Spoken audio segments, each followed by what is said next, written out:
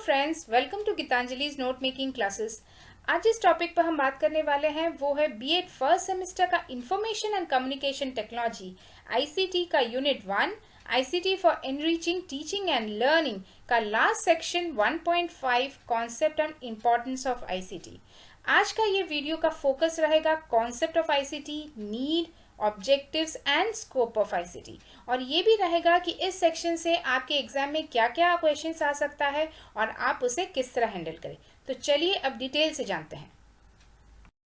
BEd exam में जो questions आ सकता है इस सेक्शन से वो हो सकता है write the concept and need of ICT, या फिर what is the scope of ICT in education, या what are the objectives and scope of ICT.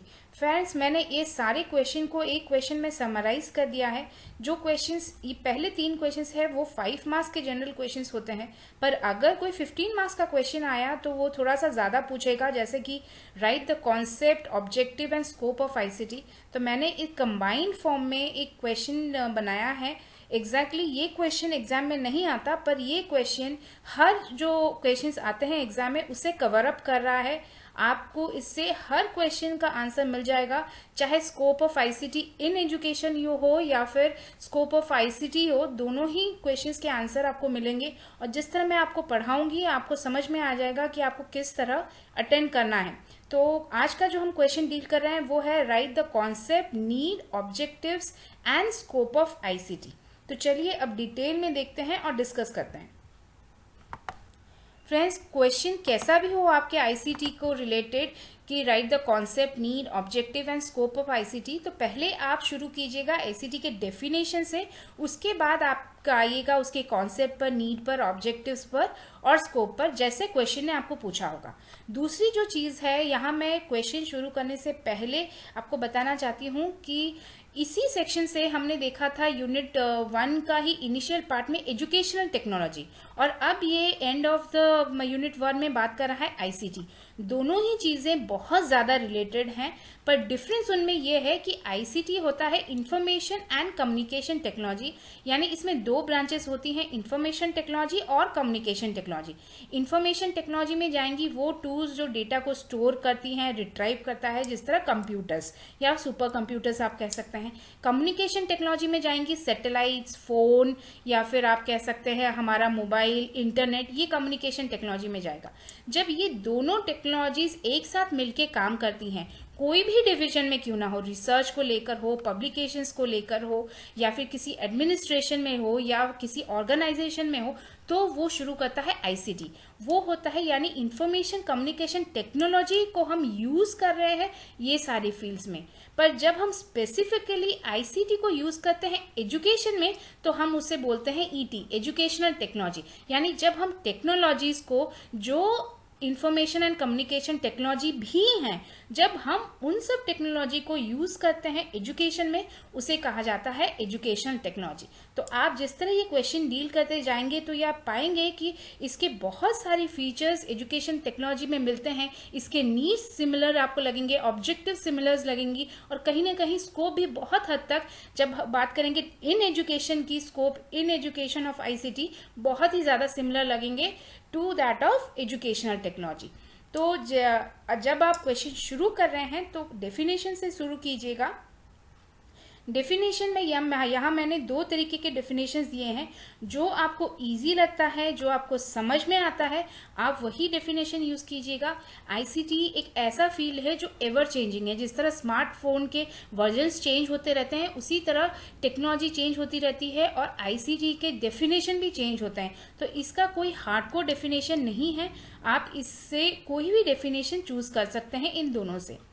ICT is Information and Communication Technology is referred as information handling tools, set of goods, applications and services that are used to produce, store, process, distribute and exchange information।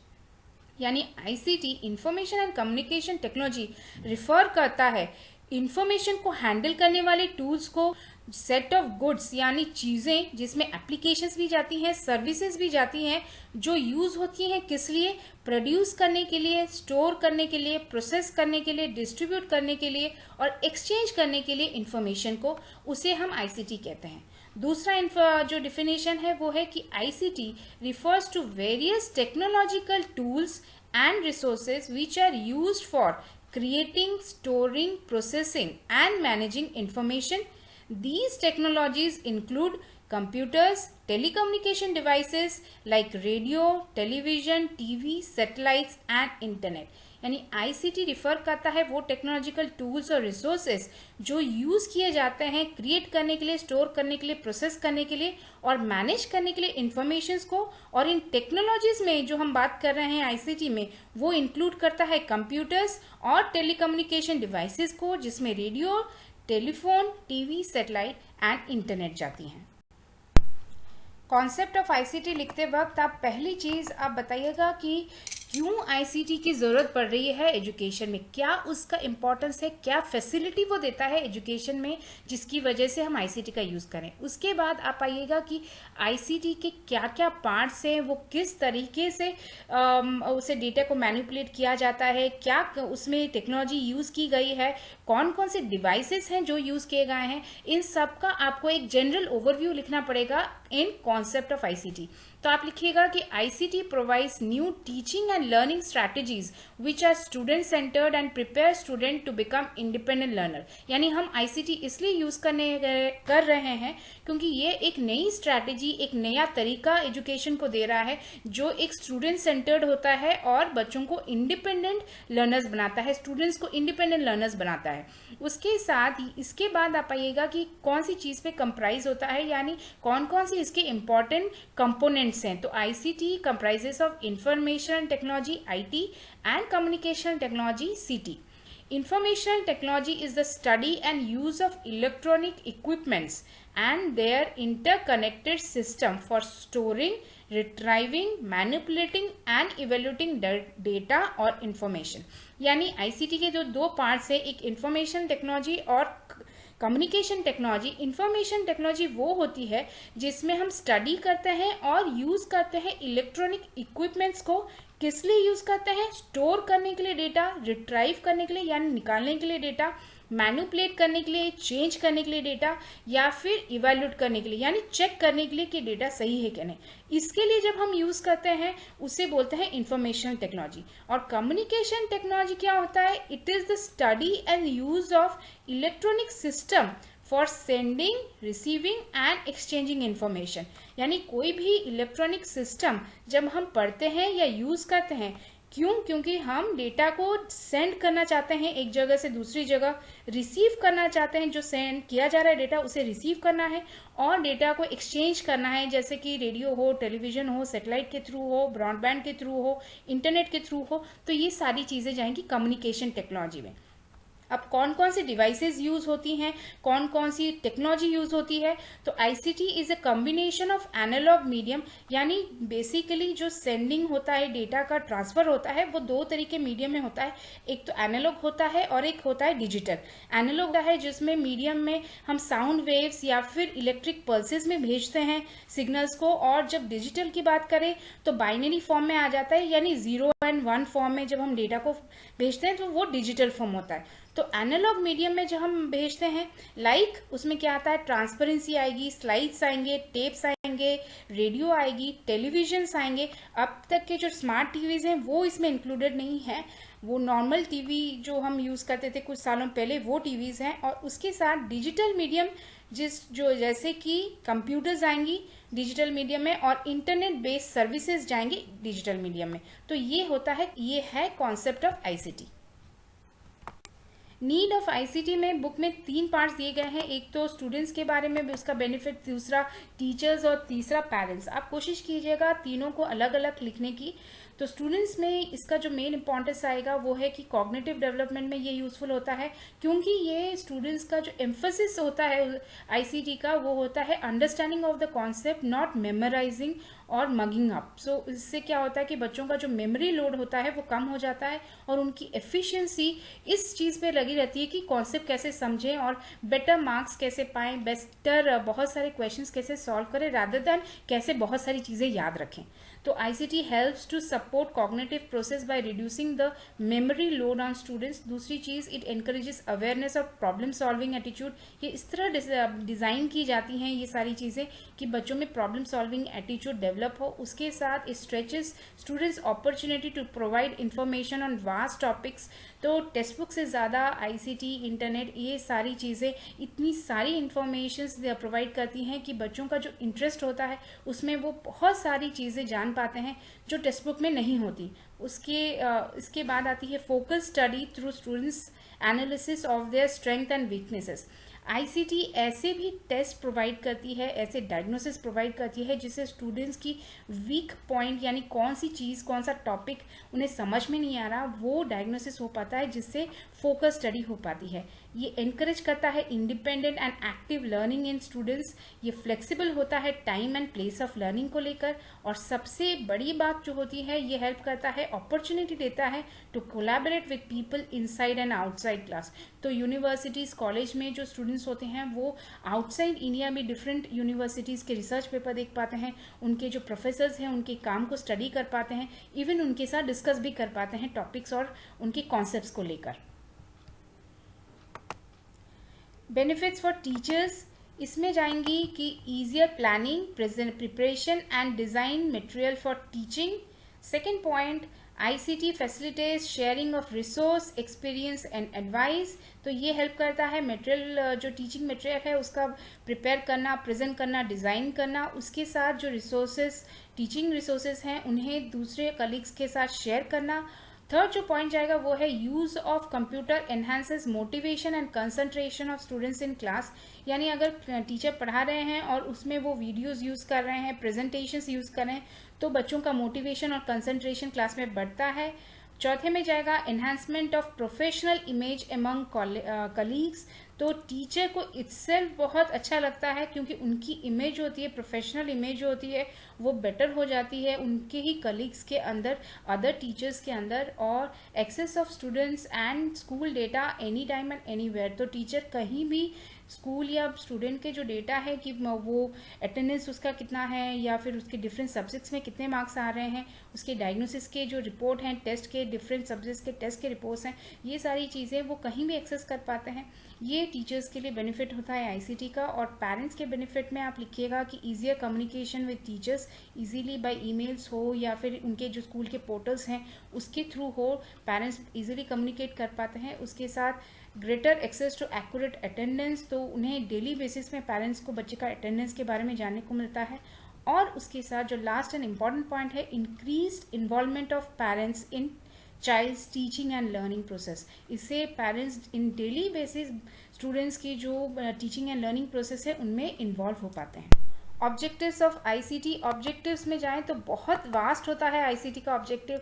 अगर simple हम railway में देखें तो ticket बनाने से लेकर, passenger list से लेकर, एम्प्लॉयज़ लिस्ट से लेकर, उनके सैलरी से लेकर, presence and absence of the employ से लेकर सारी चीज़ें आईसीटी मेंटेन करता है। पर जब आप आंसर स्पेसिफाई कर रहे हैं, लिख रहे हैं, तो स्पेसिफिकली आप लिखिएगा कि कौन से सेक्टर में आप आईसीटी को बताने जा रहे हैं, उसका ऑब्जेक्टिव उस सेक्टर में क्या है। तो हम अभी डिस्कस करेंगे आईसीटी का objective in teaching and learning process. उसमें जो पॉइंट्स जाएंगी वो जाएंगी कि it helps in developing communication skills, it helps in developing reasoning and thinking ability in the students, this helps in development of problem solving attitude in the students, it helps in understanding and application of the concept। इससे बच्चे concept को better समझ पाते हैं, detail से समझ पाते हैं। It improves comprehension, speed and vocabulary. बच्चों की वोकेबलरी, लैंग्वेज बैरियर्स इससे बेटर हो जाती है। लैंग्वेज अंडरस्टैंडिंग बहुत अच्छी होती है आईसीटी से। उसके साथ it provides different source of information. ICT vast information देता है, डिफरेंट सोर्सेज पर इन्फॉर्मेशन देता है, और जो भी बच्चे का फोकस है उसमें वो जितना चाहे उतना नॉलेज गेन अप कर सकता है by ICT. Students can work with expert from different country. तो डिफरेंट यूनिवर्सिटीज़ के स्टूडेंट्स एक साथ काम कर पाते हैं बिकॉज ऑफ आईसीटी, उनके प्रोफेसर्स के साथ डिस्कस कर पाते हैं, and all thanks to ICT only. उसके साथ ICT provides flexibility to learn about when and where to study. तो कहाँ और कब पढ़ना है, क्या पढ़ना है, इसकी फ्लेक्सिबिलिटी भी आईसीटी देता है। और लास्ट जो सबसे इम्पॉर्टेंट पॉइंट है, it provides student centred, student directed, authentic and self directed study. तो आईसीटी प्रोवाइड करता है स्टूडेंट सेंटर्ड, स्टूडेंट के द्वारा बनाया हुआ, स्टूडेंट के कंट्रोल में लर्निंग यानी स्टूडेंट डायरेक्टेड, ऑथेंटिक, जो भी डेटा आपको मिलता है बहुत हद तक वो सही रहता है, तो ऑथेंटिक डेटा होता है, और self directed independent study provide करता है आईसीटी। तो ये कॉन्सेप्ट उसके ऑब्जेक्टिव्स जाते हैं टीचिंग एंड लर्निंग प्रोसेस के। इसके बाद आती है स्कोप ऑफ आईसीटी। तो फ्रेंड, जिस तरह हमने शुरुआत में ही क्वेश्चंस के वक्त की क्या आ सकता है मैंने आपको बताया था, दो तरीके के क्वेश्चन स्कोप में आ सकते हैं। आपको डायरेक्ट पूछ सकता है स्कोप ऑफ आईसीटी, तो उसमें आपको teaching and learning, administration, publications, research, ये चारों चीज़ें लिखनी होंगी। पर अगर स्पेसिफिकली वो बता रहा है कि आईसीटी इन एजुकेशन, तो आपको इसी पेज में जो दिया है उतना ही लिखना है। That means scope in teaching and learning process. First point में जाएगा it is used in mastering teaching and learning skills. इसका मतलब यह है कि हर एक कॉन्सेप्ट पढ़ाने का तरीका अलग होता है और आईसीटी हेल्प करता है उन चीज़ों को मास्टर करने के लिए, क्योंकि आईसीटी के थ्रू आप जान पाते हैं कि कौन सी चीज़ों को लेक्चर मेथड में पढ़ाना है, कौन सी के लिए लैब्स मेथड जाने ज़्यादा बेटर रहती हैं, किसके लिए प्रोजेक्ट मेथड्स ज़्यादा बेटर रहती हैं, या फिर कुछ चीज़ों के लिए आपको वीडियो शो करनी पड़ती है। तो ये इन्फॉर्मेशन आईसीटी देता है टीचर्स को। उसके साथ ये हेल्प करता है एक्सप्लोर करने के लिए opportunities, educational opportunities provided by universities. Universities के वेबसाइट में जाके उसके अंदर क्या क्या कोर्सेज अवेलेबल हैं, कब ये कोर्सेज शुरू होती हैं, क्या कोर्स स्ट्रक्चर है, क्या फीस स्ट्रक्चर है, ये सारी इन्फॉर्मेशन हमें आईसीटी के थ्रू ही मिलती है। उसके साथ student should be provided internet in college as source of knowledge and academic purposes. यानी अगर हम चाहते हैं कि ये हमारे स्टूडेंट्स जो हैं उनको बेटर इन्फॉर्मेशन मिले, नॉलेज मिले, तो हमें on school level and college level उन्हें इंटरनेट प्रोवाइड करनी पड़ेगी for knowledge and academic purposes only. उसके साथ आईसीटी यूजफुल होता है conducting and evaluating examination, country wide examinations and evaluating it. So ICT का यूज एग्जामिनेशन कंडक्ट करना, उसे इवेल्यूट करके रिजल्ट पब्लिश करना, इन सारी चीज़ों के लिए आईसीटी यूज होता है। और formal communication between student and teachers के लिए भी आईसीटी यूज होता है, और इसका एग्जाम्पल होता है ईमेल। और अगर इनफॉर्मल कम्युनिकेशन की बात करें तो चैट्स आजकल यूज होती हैं स्टूडेंट्स के बीच, जो इनफॉर्मल कम्युनिकेशन का मोड होता है। ICT provides various mode for transfer of audio and videos also, and computer-based diagnosis tests help to provide the area of problems for each students। जिस तरह मैंने आपको पहले ही बताया था कि ICT प्रोवाइड करता है डायग्नोसिस टेस्ट, जिससे पता चलता है कि स्टूडेंट्स के कौन से स्टूडेंट्स की किस किस फील्ड में किस किस जगह पर प्रॉब्लम है, उसके डायग्नोसिस के लिए भी ICT हेल्पफुल रहता है। और उस डायग्नोसिस के बाद रेमेडियल प्रोग्राम्स के लिए भी ICT हेल्पफुल रहता है। रेमेडियल प्रोग्राम्स उन प्रोग्राम्स को कहा जाता है जिसमें स्टूडेंट्स की जो प्रॉब्लम एरिया है उसको जानकर उसी एरिया उसी सब्जेक्ट को लेकर उन्हें ज़्यादा पढ़ाया जाता है, ज़्यादा बेटर समझाने की कोशिश की जाती है, उसे रेमेडियल प्रोग्राम्स बोले जाते हैं।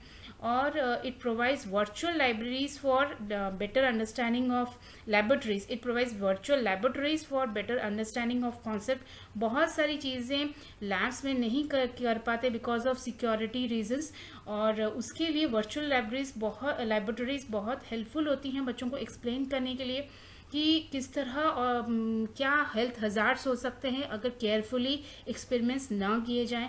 और उसके साथ ICT प्रोवाइड करता है ऑनलाइन ट्यूटोरियल, जिस तरह अभी आप देख रहे हैं यूट्यूब पे। ICT in research, it is used to gather, collect and disseminate information, यानी हेल्प करता है गैदर करने के लिए, कलेक्ट करने के लिए और स्प्रेड करने के लिए इंफॉर्मेशन को। उसके साथ ये यूजफुल होता है analyse and calculate the results of research. Research के रिजल्ट को एनालाइज करने के लिए कभी कभी बहुत ज़्यादा कॉम्प्लिकेटेड और कॉम्प्लेक्स कैलकुलेशंस की ज़रूरत होती है, उसके लिए ऑलरेडी टूल्स बने हुए हैं, तो डेली बेसिस में साइंटिस्ट उन टूल्स का यूज़ करते हैं, और ऑल थैंक्स टू ICT, जिसकी वजह से ये कैलकुलेशंस ईजी हो गई हैं और एक्यूरेट हो गई हैं। उसके साथ जो रिसर्च पेपर्स होते हैं उनकी टाइपिंग और पब्लिशिंग के लिए भी ICT का यूज़ होता है।